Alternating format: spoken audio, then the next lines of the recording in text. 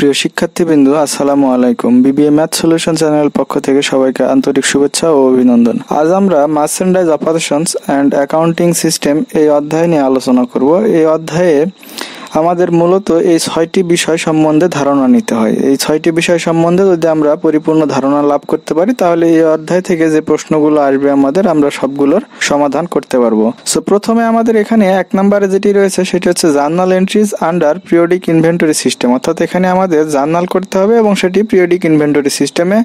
এবং 2 নম্বরে বলা রয়েছে journal entries under perpetual inventory system, অর্থাৎ এটি পারপিচুয়াল ইনভেন্টরি সিস্টেমে জার্নাল করতে হবে। এরপরে যেটি রয়েছে সেটি হচ্ছে store ledger account under FIFO method, অর্থাৎ এখান থেকে আমাদেরকে স্টোর লেজার অ্যাকাউন্ট তৈরি করতে হবে এবং সেটি ফিফো মেথডে। পাশাপাশি store ledger account under LIFO method, store ledger account under simple average method এবং store ledger account under weighted average method, অর্থাৎ এই 4টি মেথডে আমাদেরকে স্টোর লেজার অ্যাকাউন্ট তৈরি করতে হয়। পাশাপাশি আমাদের এখানে জার্নাল করতে হয়, সেটি হচ্ছে পিরিয়ডিক এবং পারপিচুয়াল ইনভেন্টরি সিস্টেমে। আমাদের এই অধ্যায়ের প্রথম ক্লাসে আমরা জার্নালাইজ এন্ট্রিজ, পিরিয়ডিক সিস্টেম এবং পারপিচুয়াল সিস্টেমে যে জার্নাল করতে হয় সেই বিষয়ে আমরা ধারণা লাভ করেছি। যারা প্রথম ক্লাসটি মিস করেছো তারা চাইলে আমাদের ভিডিও ডেসক্রিপশন থেকে অথবা আমাদের চ্যানেল থেকে ক্লাসটি করে আসতে পারো। সেক্ষেত্রে তোমাদের পারপিচুয়াল এবং পিরিয়ডিক ইনভেন্টরি সিস্টেমে যে বেসিক প্রবলেমগুলো থাকে সেই বিষয়গুলো নিয়ে আলোচনা করা হয়েছে সেখানে, তোমরা সেখান থেকে সেই বিষয়গুলো সম্বন্ধে ধারণা নিতে পারো। সো আজকে আমরা মূলত ফিফো মেথডে কিভাবে স্টোর লেজার অ্যাকাউন্ট তৈরি করতে হয় সেটি জানবো। সো আমাদের এইখানে একটি অঙ্ক দেওয়া রয়েছে। অঙ্কে বলা রয়েছে যে a company uses perpetual inventory system. The company has the same inventory purchase and sales data for the month of March as follows, অর্থাৎ একটি কোম্পানির মার্চ মাসের পারচেজ এবং সেলস সংক্রান্ত যে ইনফরমেশনগুলো সেগুলো এখানে দেওয়া রয়েছে এবং সেখান থেকে আমাদেরকে যেটি করতে বলেছে সেটি হচ্ছে determine the cost of inventory on hand at March 31, cost of goods sold for March 31 under FIFO and LIFO method. So এখান থেকে আজ আমরা ফিফো মেথডে স্টোর লেজার অ্যাকাউন্ট তৈরি করা শিখবো। সো স্টোর লেজার অ্যাকাউন্টে আমাদের মূলত এরকমের একটি ছক তৈরি করতে হয়, যেখানে প্রথমত ডেট থাকবে, পার্টিকুলার থাকবে এবং purchase, cost of goods sold এবং ব্যালেন্স নামে 3টি ঘর থাকবে এবং প্রত্যেকটি এই 3টি ঘরের প্রতিটিতে আবার 3টি করে ভাগ করা হয়েছে এবং প্রথম ভাগে যেমনটি লেখা রয়েছে যে ইউনিট, রেট, অ্যামাউন্ট, অর্থাৎ আমাদের এই পারচেজকে আবার 3টি ভাগে ভাগ করতে হবে এবং পারচেজের 3টি অংশে রেট, ইউনিট, রেট এবং অ্যামাউন্ট লিখতে হবে এবং কস্ট অফ গুডস সোল্ডেও সেম একইভাবে এবং ব্যালেন্সেও সেম একইভাবে আমরা এখানে ঘর তৈরি করব। ঘর তৈরি করার পরে আমরা আমাদের ট্রানজ্যাকশন অনুযায়ী এগুলোর প্রভাব দেখাবো যে কিভাবে এটি সমাধান করতে হয়। প্রথমত যেটি রয়েছে inventory March 1 200 unit at the rate of 4, টাকা হচ্ছে 800, অর্থাৎ আমাদের এখানে 200 ইউনিট রয়েছে 1 তারিখে মার্চ মাসের এবং সেটির রেট হচ্ছে 4 টাকা করে, টোটাল টাকা হচ্ছে 800 টাকা।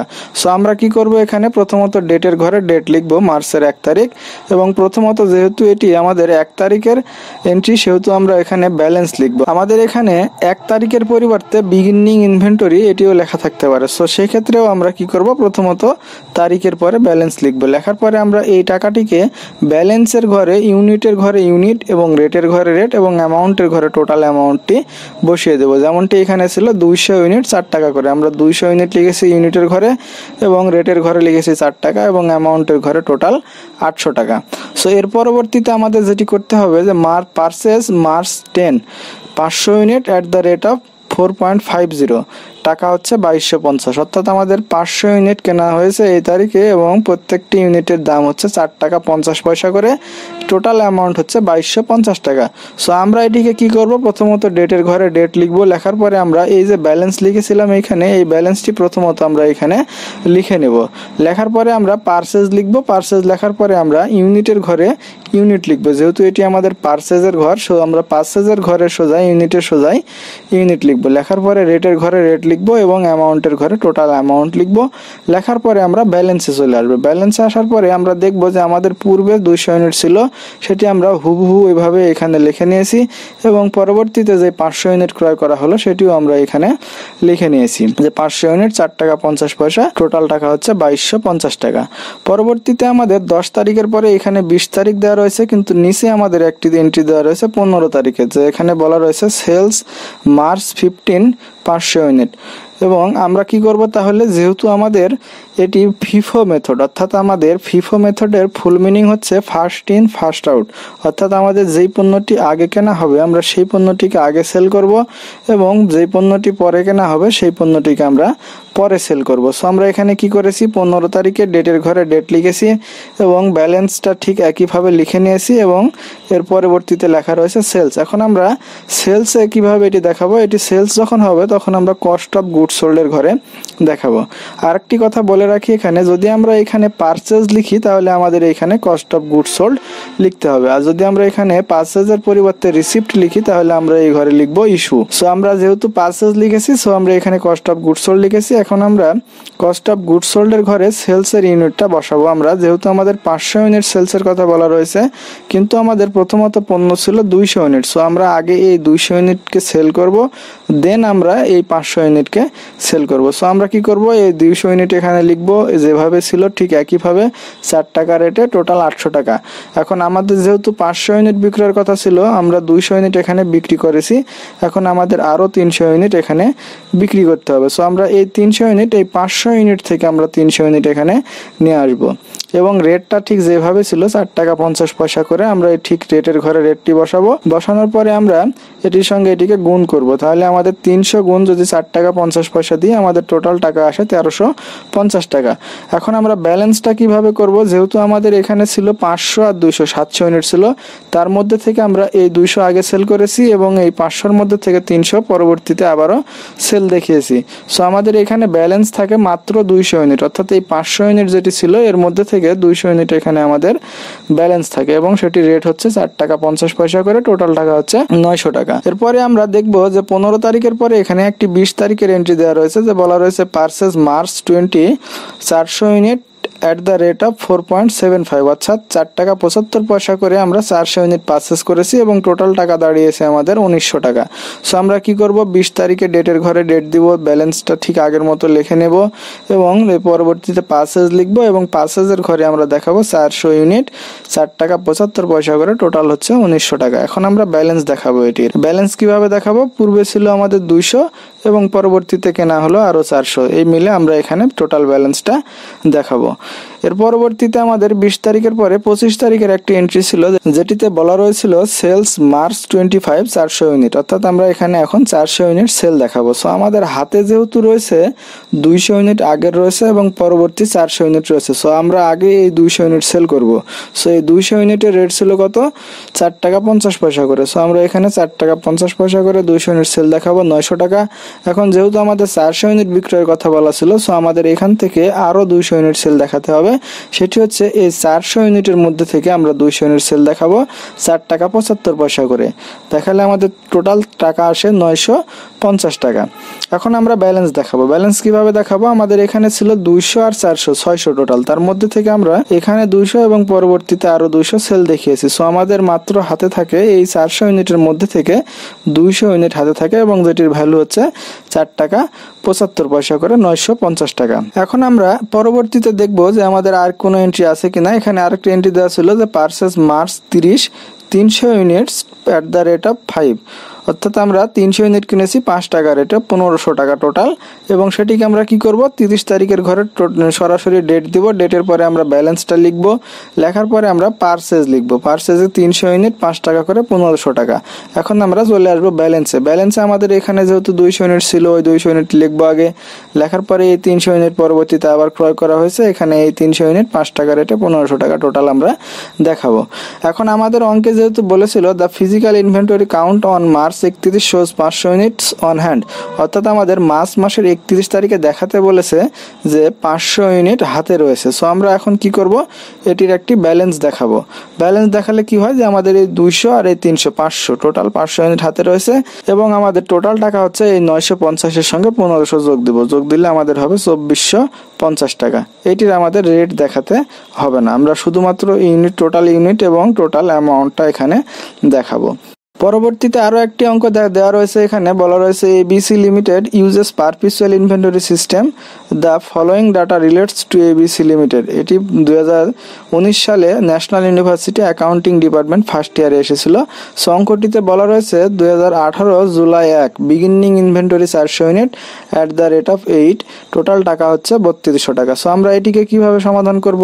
আমরা ঠিক আগের মতো করে এখানে একটি ফিফো মেথডে ছক অঙ্কন করব এবং আমরা এখানে ডেট, পার্টিকুলার্স, রিসিপ্ট, ইস্যুড এবং ব্যালেন্সের জন্য ঘর নিব আগের মতো করেই।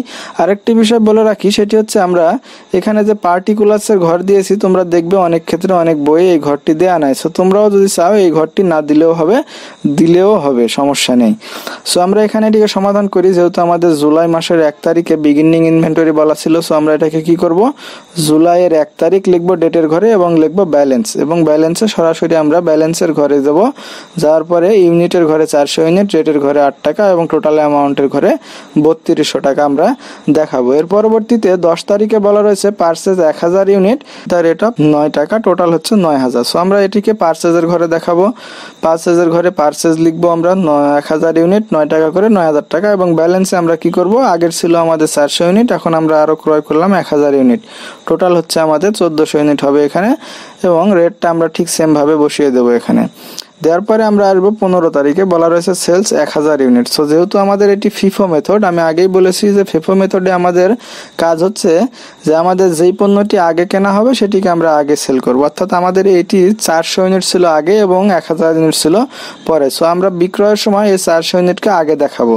আমাদের যেহেতু 1000 ইউনিট বিক্রয় করতে বলেছে, আমরা এখান থেকে প্রথমত 400 ইউনিট দেখাবো 8 টাকা রেটে 3200 টাকা, এবং আরও 600 ইউনিট দিলে আমাদের এখানে তবেই 1000 ফিল আপ হবে। সো আমরা এই 1000 ইউনিটের মধ্যে থেকে 600 ইউনিট এখানে বিক্রয় করব।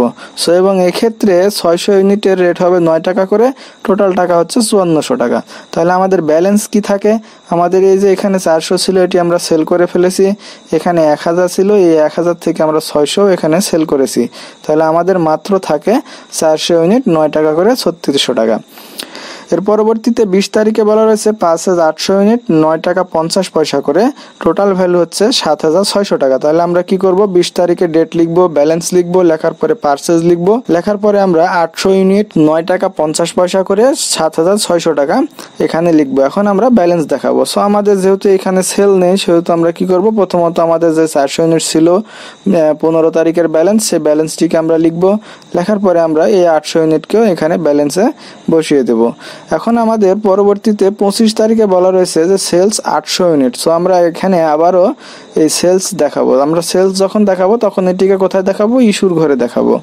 সো আমরা কি করব, প্রথমত ডেট লিখবো, তারপরে ব্যালেন্স লিখবো, লেখার পরে আমরা সেলস লিখবো। ব্যালেন্স লেখার পরে কিন্তু আমরা সরাসরি এই ব্যালেন্সটি লিখে দেব না, আমরা জাস্ট এখানে ব্যালেন্স লিখে রাখবো এবং এখানে সেলস কথাটি লিখবো। লেখার পরে আমরা সেলসের সোজাসুজি এখানে আমাদের 800 ইউনিট বিক্রি করতে বলেছে। সো আমরা এখন এই 800 ইউনিটের ইস্যু দেখাবো। সো কিভাবে দেখাবো, আমাদের যেহেতু প্রথমত ছিল কত ইউনিট, 400 ইউনিট ছিল, আমরা আগেই এই 400 ইউনিট সেল করব 9 টাকা করে 3600 টাকা, এবং পরবর্তীতে এই 800 ইউনিটের মধ্যে থেকে আরো 400 ইউনিট এখানে সেল দেখাবো। দিলে টোটাল আমাদের হবে সেল হবে 800 ইউনিট, যেটি আমাদের এখানে বলা ছিল যে 800 ইউনিট সেলস। সো আমরা এটিকে কোন রেটে দেখাবো, 9 টাকা 50 পয়সা করে 3800 টাকায় দেখাবো। এখন আমাদের ব্যালেন্স কত থাকবে, আমাদের এই 400 ছিল, এটি সেল হয়ে গেছে, এই 800-র মধ্যে থেকেও 400 ইউনিট সেল করেছি, তার মানে আমাদের অবশিষ্ট থাকে এই 800 ইউনিটের মধ্যে থেকে 400 ইউনিট, এবং যেটি রেট হচ্ছে 9 টাকা 50 পয়সা করে 3800 টাকা। এখন আমরা পরের তারিখে আসি যে 30 তারিখ, purchase 600 unit at the rate of 10, অর্থাৎ 10 টাকা করে 600 ইউনিট কেনা রয়েছে, যেটির টোটাল ভ্যালু হচ্ছে 6000 টাকা। আমরা ডেটের ঘরে আবারও ডেট লিখবো, ব্যালেন্স লিখবো এবং পারচেজ লিখবো, লেখার পরে আমরা এই 600 ইউনিট 10 টাকা করে 6000 লিখবো এখানে। লেখার পরে আমরা কি করব, ব্যালেন্সে চলে আসবো। ব্যালেন্সে আসলে কি হবে, আমাদের আগের এই 25 তারিখের আমাদের ব্যালেন্স ছিল 400 ইউনিট, এই 400 ইউনিট থাকবে এবং এই 600 ইউনিটের সঙ্গে অ্যাড হবে, হলে কত হবে, টোটাল হচ্ছে আমাদের এই 400 আর 600 মিলে হচ্ছে 1000, এবং এটা রেট হচ্ছে 10 টাকা করে, এটি রেট হচ্ছে 9 টাকা 50 পয়সা করে। এখন আমাদের যেহেতু এখানে 31 তারিখে বলা রয়েছে যে the physical inventory count on July 31 shows 1000 units on hand, যেহেতু আমাদের 31 তারিখে এই ইনভেন্টরিটা অন হ্যান্ড অর্থাৎ হাতে রয়েছে 1000 ইউনিট দেখাতে বলেছে। সো আমরা এখানে এটিকে দেখিয়ে দেব যে আমাদের টোটাল হচ্ছে যে জুলাইয়ের 31 তারিখ ব্যালেন্স 1000 ইউনিট, টোটাল টাকা হচ্ছে এই 3800 আর 6000 অর্থাৎ 9800 টাকা আমরা টোটাল ব্যালেন্স দেখাবো। সো এই ছিল আমাদের ফিফো মেথডে কিভাবে স্টোর লেজার অ্যাকাউন্ট তৈরি করতে হয় সেটি।